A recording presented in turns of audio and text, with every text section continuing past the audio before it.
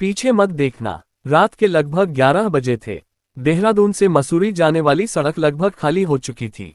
हल्की बारिश शुरू हो गई थी और पहाड़ों के बीच धुंध धीरे धीरे सड़क को निगल रही थी। आदित्य अपनी बाइक पर अकेला जा रहा था। उसने फोन निकाला, नेटवर्क नहीं था। उसने धीरे से गाली दी और बाइक आगे बढ़ा दी। उसे अपनी दोस्त की शादी में पहुंचना था, लेकिन देर हो चुकी थी।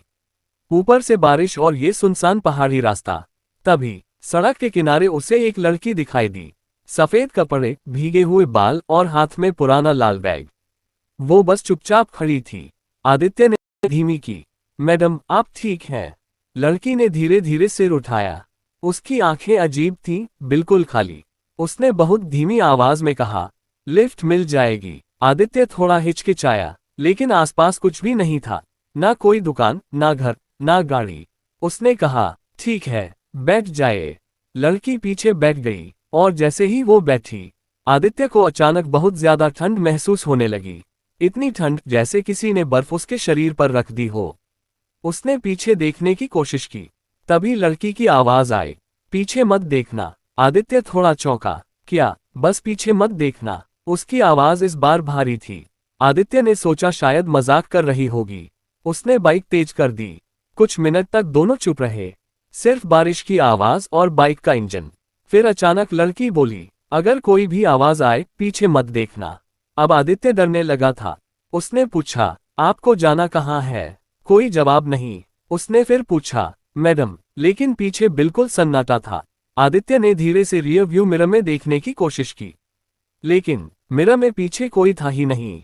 सीट खाली थी। उसका दिल जोर से धड़कने लगा। उसने तुरंत बाइक रोकी, पीछे देखा, कोई नहीं। सड़क खाली। बारिश तेज हो चुकी थी। आदित्य के हाथ कांपने लगे। ये कैसे? तभी उसके कान के बिल्कुल पास एक आवाज आई, मैंने मना किया था ना, पीछे मत देखना। आदित्य जम गया। धीरे धीरे उसने पीछे मुड़कर देखा।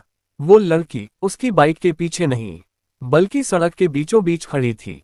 लेकिन अब उसका चेहरा इंसानों जैसा नहीं था। उसकी गर्दन टेढ़ी थी, आंखें पूरी काली और मुंह असामान्य रूप से बड़ा। वो मुस्कुरा रही थी। आदित्य ने तुरंत बाइक स्टार्ट की और पूरी स्पीड में भागने लगा। पीछे से लड़की की हंसी गूंज रही थी। पहाड़ों में वो आवाज और डरावनी लग रही थी। अचानक बाइक अपने आप बंद हो गई। सड़क के बीच मोबाइल बंद, लाइट बंद, चारों तरफ सिर्फ अंधेरा। और फिर धीरे धीरे किसी के चलने की आवाज आने लगी, टप टप टप, जैसे कोई गीले पैरों से सड़क पर चल रहा हो। आदित्य की सांसें तेज हो गईं। उसने कांपते हुए पीछे देखा, कोई नहीं, लेकिन आवाज अब बिल्कुल पास थी। फिर अचानक उसके कंधे पर किसी का हाथ पड़ा, बर्फ जैसा ठंडा। आदित्य चीख पड़ा और सामने भागने लगा।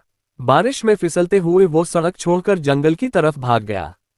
पेड़ों के बीच अंधेरा इतना था कि कुछ दिख नहीं रहा था, लेकिन पीछे वो आवाज अब भी आ रही थी, धीरे धीरे, पीछे मत देखना। आदित्य रोने लगा। वो लगातार भागता रहा।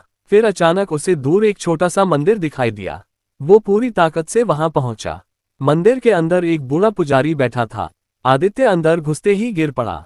बचाए, वो मेरे पीछे है। पुजारी अचानक गंभीर हो गया। उसने पूछा, क्या तुमने उसे पीछे बैठाया था? आदित्य ने कांपते हुए सिर हिलाया। पुजारी ने आंखें बंद कर लीं। तुमने पीछे देखा? आदित्य चुप रहा, और यही जवाब काफी था। पुजारी ने धीरे से कहा, वो इस सड़क पर मर चुकी थी 5 साल पहले। आदित्य का शरीर सुन्न पड़ गया। जो भी उसे लिफ्ट देता है, अगर पीछे देख ले, वो उसका पीछा कभी नहीं छोड़ती। तभी मंदिर के बाहर किसी के हंसने की आवाज आए, धीमी लेकिन डरावनी। पुजारी तुरंत उठ खड़ा हुआ। उसने मंदिर का दरवाजा बंद किया और आदित्य से बोला, आज रात यहां से बाहर मत निकलना। पूरी रात बाहर किसी के चलने की आवाज आती रही, कभी खिड़की पर खरोंच, कभी हंसी, कभी वही आवाज, पीछे मत देखना। सुबह जब आदित्य मंदिर से बाहर निकला, उसकी बाइक सड़क किनारे खड़ी थी, लेकिन उस पर कीचड़ से एक लाइन लिखी हुई थी, अब मैं हमेशा तुम्हारे पीछे हूं। उस दिन के बाद आदित्य कभी अकेले कहीं नहीं गया, क्योंकि उसे आज भी कभी कभी रात में अपने कान के पास वही आवाज सुनाई देती है, पीछे मत देखना।